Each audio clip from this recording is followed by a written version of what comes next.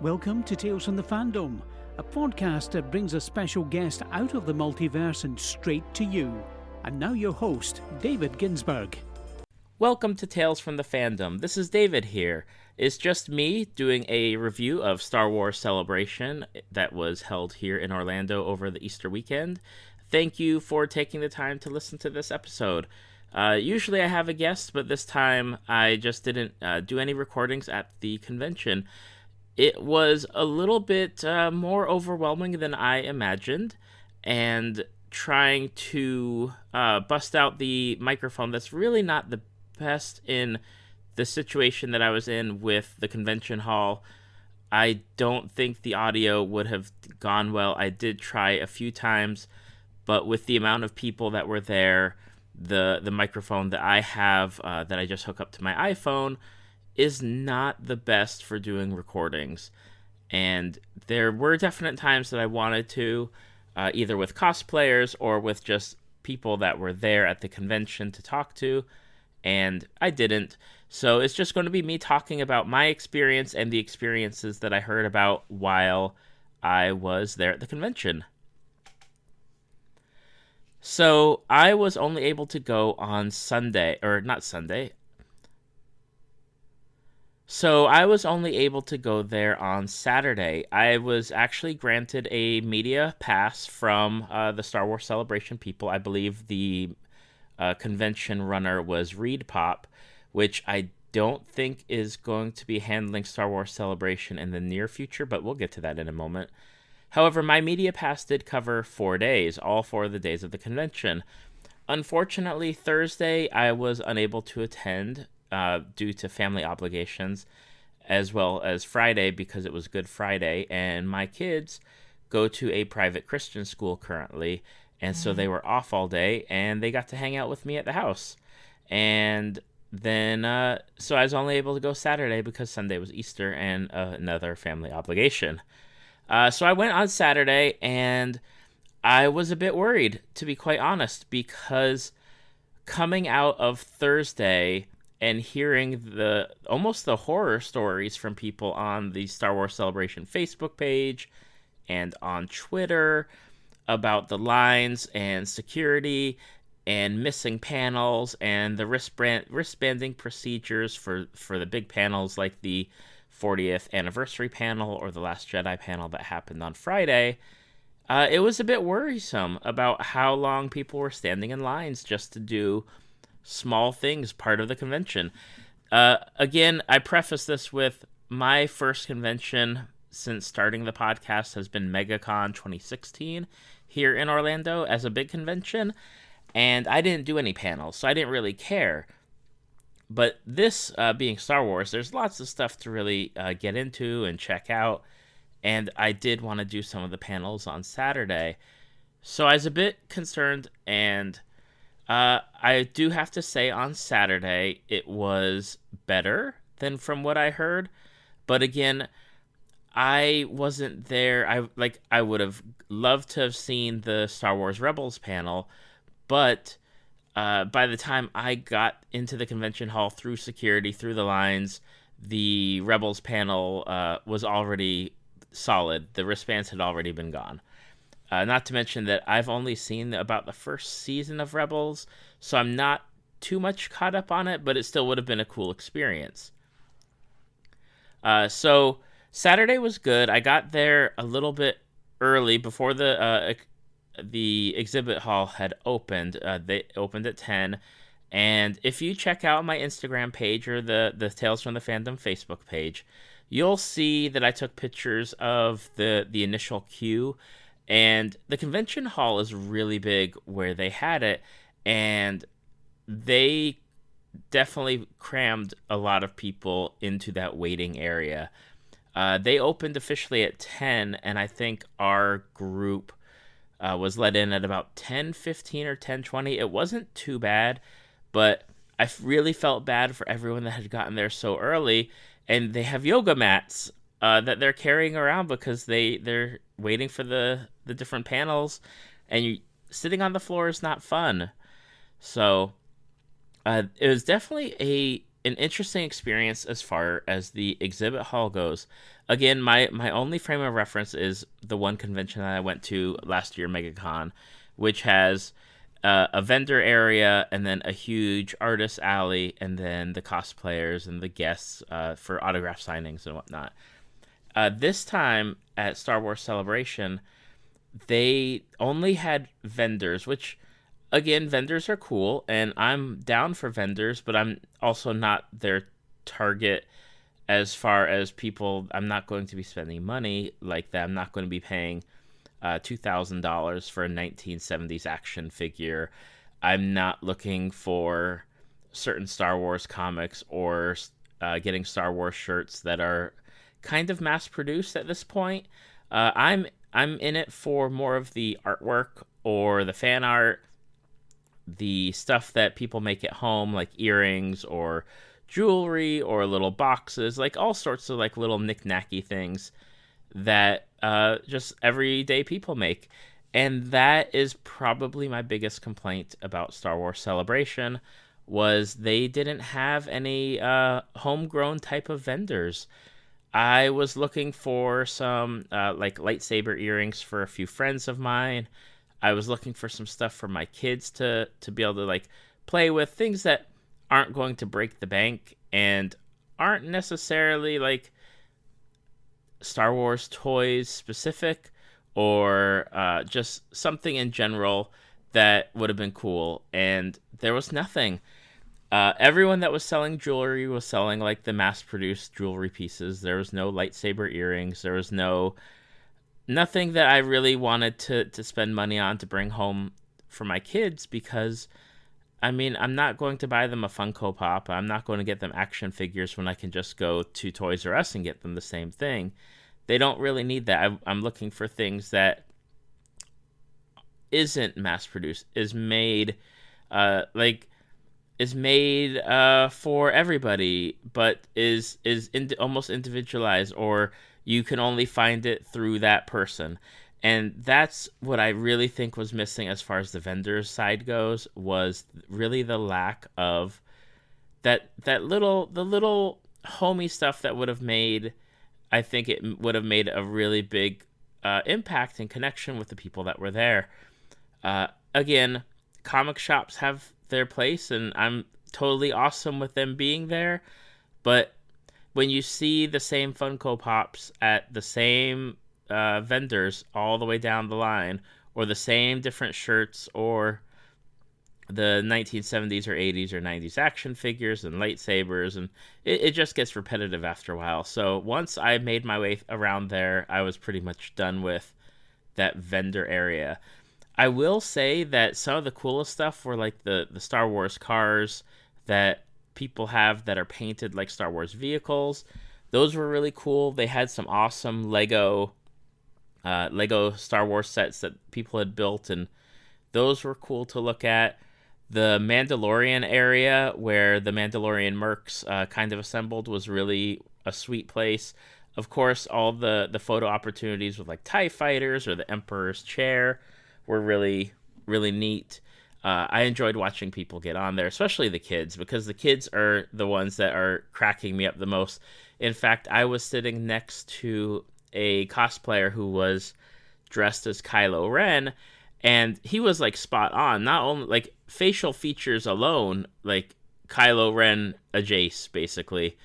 And this little kid walked by us and was like, "Oh my goodness, Daddy, look, it's Kylo Ren. It's really Kylo Ren. He's here." And those kind of moments are super awesome, and I loved it. Let's talk about the cosplay for a moment. It was great. There were a lot of characters that I was shocked to see, and a lot of characters that I was kind of surprised that I didn't see. And again, maybe it was because I came on Saturday and people have their schedules or what they're going to wear, especially if they're group related, like for the Mandalorian mercs, or if they're dressing for the Rebel Legion or the 501st. Everyone's got their own thing going on. And I will say that one of the best times of my convention was getting to meet one of my previous guests, Kitty from California. She was there dressed as Sabine for Saturday. In the morning, she was actually dressed as her Mandalorian version of Lilo from Lilo and Stitch, Lilo Fett. And that I missed out on that because she had to go switch and change out into her regular Mandalorian outfit for Sabine for a photo shoot later. But it was super great to meet her because we've talked a little bit online back and forth about different projects, and I'm super interested in trying to get Kitty back on the podcast for different projects here and there. But it's so nice to actually meet someone that I've only talked to online or on Skype, by email. So that was a really cool, awesome experience. And not only that, but she pointed me in the direction of Amber Arden, who was wearing her Snow Buffet. So it was a Snow White Boba Fett mashup, which, again, take a look at my Instagram, which is DGINSB1213, or you can find it on the Tales from the Fandom Facebook page, and you can see Amber Arden dressed as her Snow Buffet. And the costume was really good. She is talking to me how it was getting a little bit worn at this point, and she needs to touch it up. But I think it looks really great with that worn condition. And I'm really hoping to have her on the podcast at some point. So Amber, if you're listening, let me know. If not, you'll be hearing from me. And then another person who I'd been talking to about getting on the podcast, and just we haven't been able to arrange things, was a person that goes by M Cubed Cosplay on Instagram. And she does a lot of Star Wars costumes. She has a really great Jyn and a Rey and a Slave Leia that she does. And she does all three of them. And on Saturday, she is wearing the Slave Leia outfit. And I was waiting for something to happen. I was watching like a group assemble, and I caught her. Like, I saw her from across the room, and I was like, oh my gosh, I gotta go say hi to her. So I was able to say hi, get a quick selfie with her, and just hoping to, again, if she's listening, I'd love to have you on the podcast. And if not, I'll follow up with you again and see what we can work out. But it was so cool to be able to run into some of the people I follow on Instagram. The one that I didn't get to meet that I've recorded with, who's from Vancouver, is Jay Appletini. And I did my best to look for her, but reception, number one, was terrible in the center, the convention center. There, at least to me, I couldn't find any free Wi-Fi to jump on, which was a bit of a shock. And unfortunately, we just didn't get able to get together and meet up. But I am hoping she had a great time, and I'll be hopefully talking to her again soon through social media as usual. But there was some really great cosplay there. I got a picture with Darth Vader from Wayne's World, like a Wayne's World Darth Vader mashup. There was a Shrek Darth Vader mashup. Again, check out the pictures. There was two Rapunzel mashups from Tangled. One was a Rey Punzel, and then another was just a Jedi Rapunzel. And they were paired with some Flynn Riders, which were really cool. But I really love, there's a ton of mashups. I saw a Rainbow Dash Mandalorian. I saw a Fluttershy Mandalorian. That was another awesome costume. And then just a lot of different creative stuff. One of the ones that really surprised me was how many Krennics there were from Rogue One with the white Imperial dress uniform with the cape. There was some awesome Krennics walking around there, and the cape flowing was really cool. I even saw probably a little 6 or 7 year old boy walking around as Krennic, and that was really cool to just see him boss people around and tell them to get out of the way and stuff. Of course, the obligatory Darth Vaders and Mandalorians, 501st Stormtroopers of all sorts, including some really cool Scarif Stormtroopers, or Desert Troopers, or Sand Troopers, whatever they go by. A few Phasmas, but not too many. I was actually shocked to see how many Reys there are. There were a ton of Reys, which just goes to show how popular she is as a character. and I'm hopeful that Disney or Star Wars, whoever makes the toys, really gets it right this time when The Last Jedi comes out for getting those toys out there. And really, they have no excuse at this point to not get those toys out for everyone.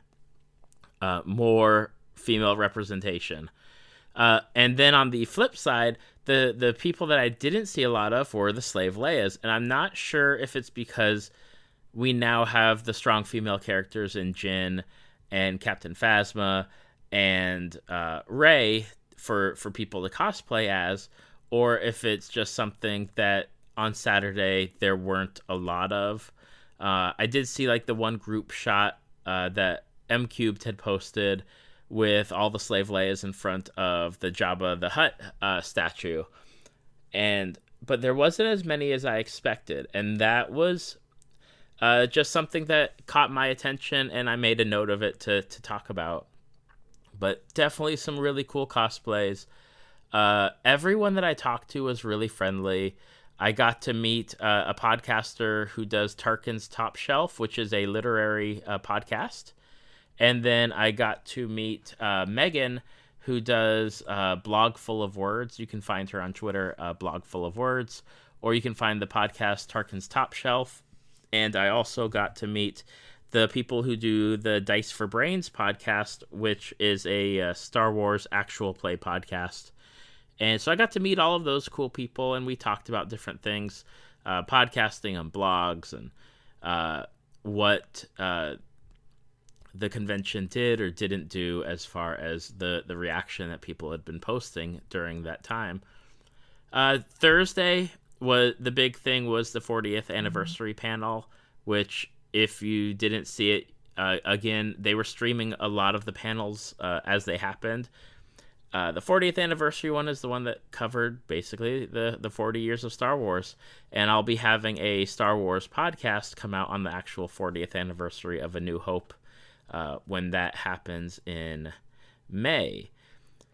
So that was the big one on Thursday. Friday was the big one, was the Last Jedi trailer, which was amazing and probably one of the highlights for a lot of the people during the convention, because that's one of the topics I heard the most about while I was talking, was the different the planets that were shown on there. Luke's comment about there shouldn't be any more Jedi. Just a lot of stuff was being talked about with that trailer, and obviously rightly so. It's that next movie that's coming up in the Star Wars franchise. And I know that a lot of people's favorite scenes were those speeders that were flying over that planet. I believe they're calling it Crate.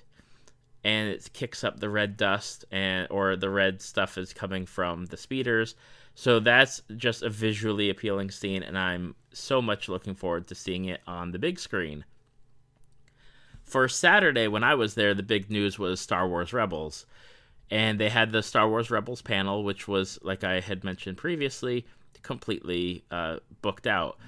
And they did the announcement. The big announcement from there was that Rebels Season 4 is going to be the last season of Star Wars Rebels. And Dave Filoni, who is the producer, had said that he was glad that he knew that the series was ending so he could work towards that and actually have an official ending. I know after hearing that news, because I was watching this stream on my phone while walking around, that a lot of people are disappointed that Rebels is ending, and there's not really a replacement that was announced for another Star Wars cartoon, so to speak. And I'll get to the next one in a moment.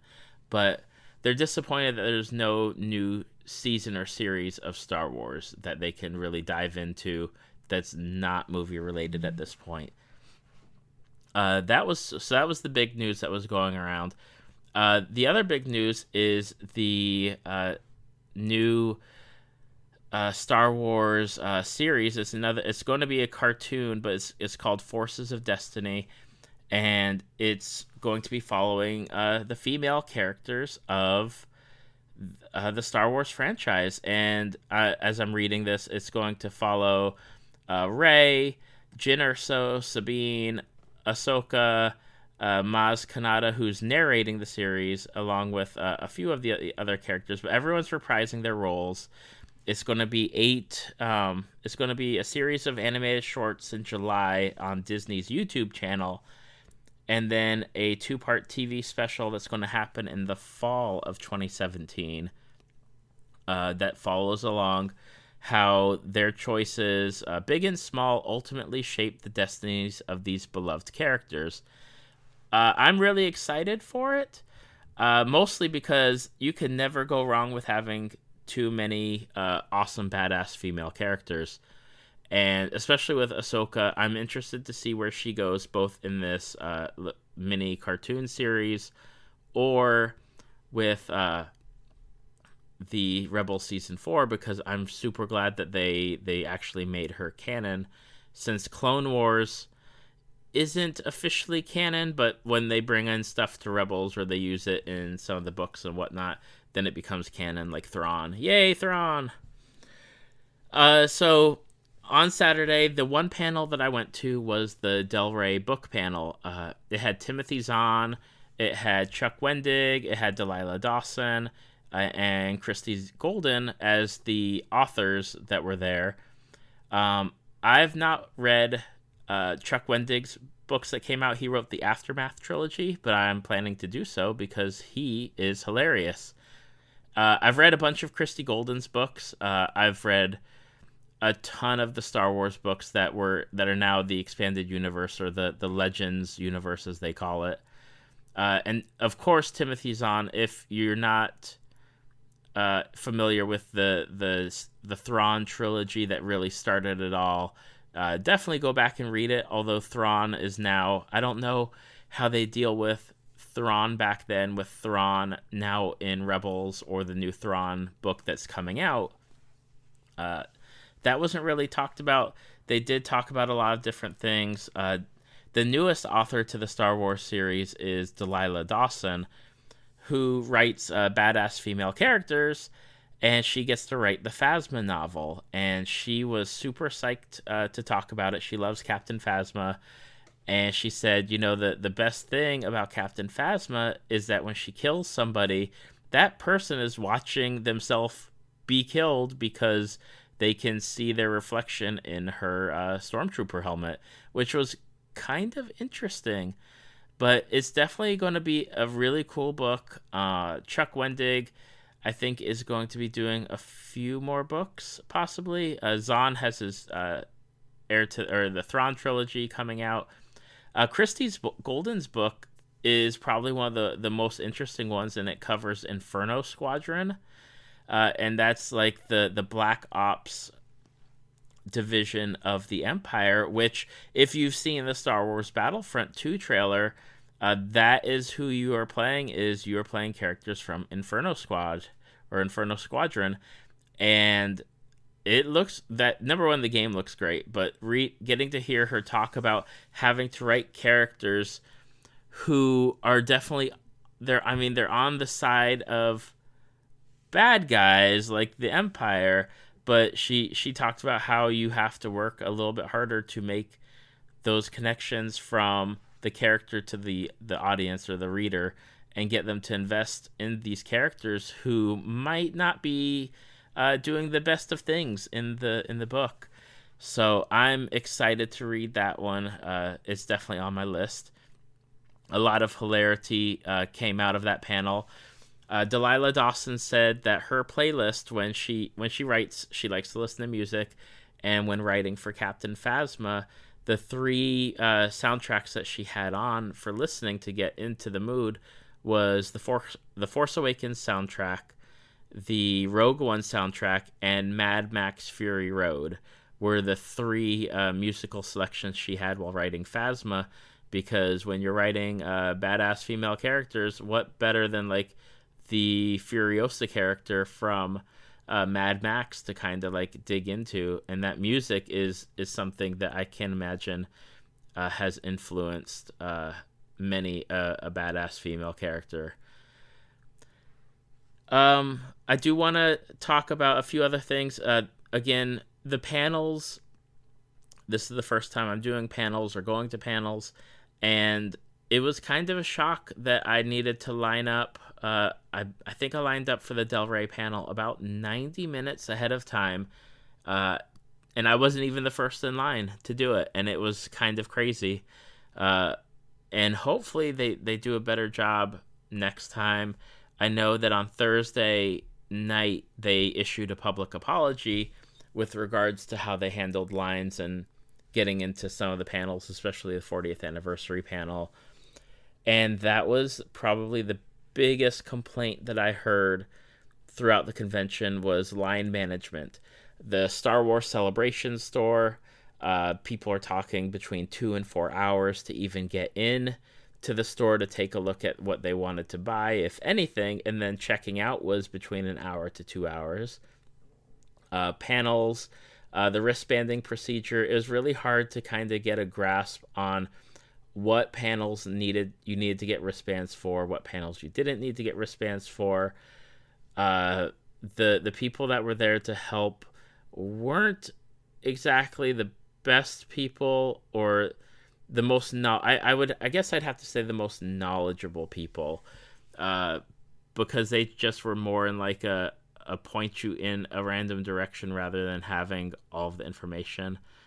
But I've heard that Reed Pop, who is the one that was handling the convention, at least when I was leaving on Saturday, a lot of some of the news coming out of there was that Disney would be taking it over at some point. I guess Reed Pop possibly has a contract to do the conventions up through a certain date.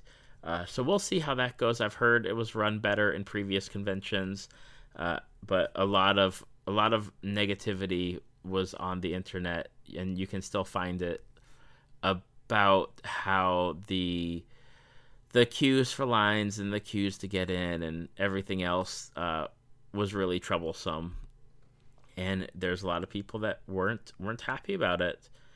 And I guess that's it as far as the Star Wars Celebration Convention.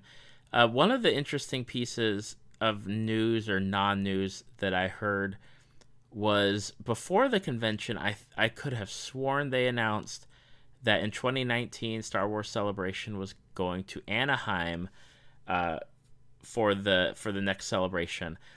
But on Sunday, when the convention ended, there was a post about that they hadn't released where it was going to be next time.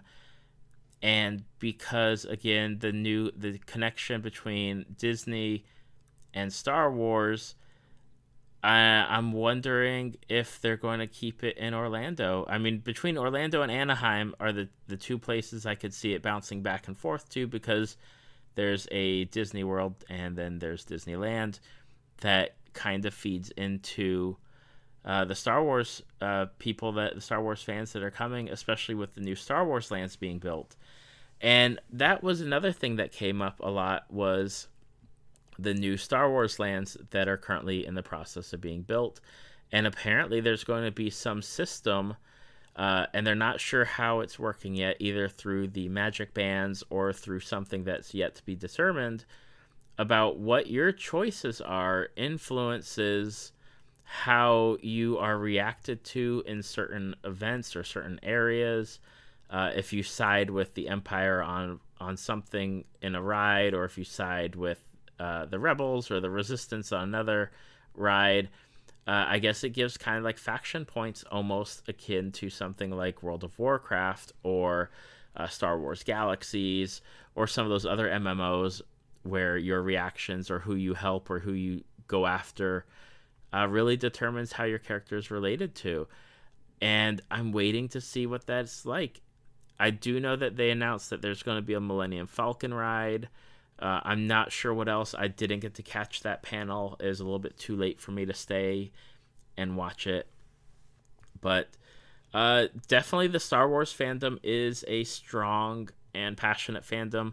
I came away with several new people that I'm acquainted with, several people I'm super interested to talk to in the future, and Again, I didn't experience any negative times there, beyond obviously like parking was an issue, but parking's always going to be an issue for conventions like that. But I didn't have any problems. I know a lot of people did, and that was a really big conversation piece throughout the day, was people kind of venting about their experiences so far at the convention. And then the drama that was con exclusive stuff, instead of spacing out the release of it, they would sell through all of what they had on, say, Thursday, and then people who are attending Friday, Saturday, or Sunday don't even have a chance to purchase it. But with the way that the line was at the Celebration store, I can't imagine waiting in a line to go buy stuff for 3 to 4 hours and then just to go to find out that it's all sold out, which is kind of crazy.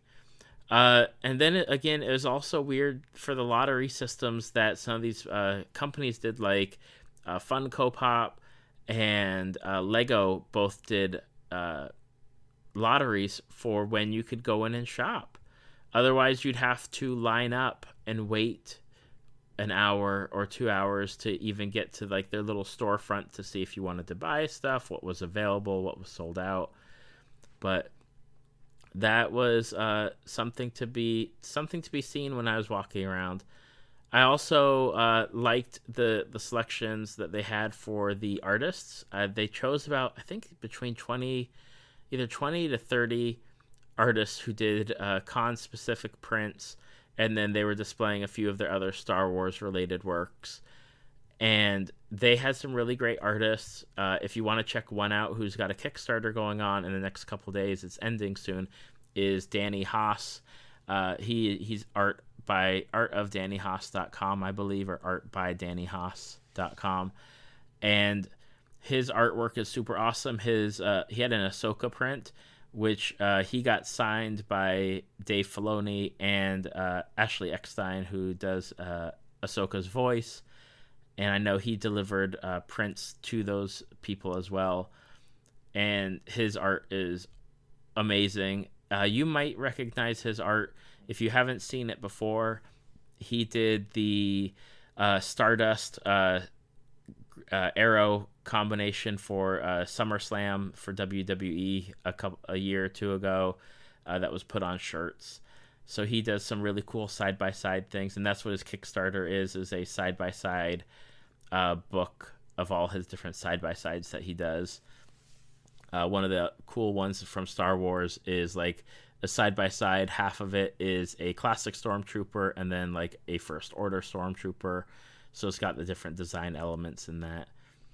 But really, I enjoyed Star Wars Celebration for what it was. I told my wife that I probably wouldn't have paid for it to go, simply because the cost is high, and then the autographs and the photo ops were super expensive. I'm talking like Mark Hamill was $250. There's a few others that were up there like $250. Felicity Jones, I think, was $250. Even someone along the lines of Billy D. Williams, I think, was running $80 for a photo op. So it was a bit more expensive than what I was willing to plunk down. If it comes back to Orlando again, I'll have to just evaluate and see where I am as far as money goes. I would almost say if you're interested in like all the pre-announcement stuff, but not interested in fighting through lines, it's best to watch it online, because they were streaming a lot of their panels, and you get the comfort of being in your own home and not getting con cred. But I hope you've enjoyed this review. I know I was kind of all over the place with it, and for that I apologize.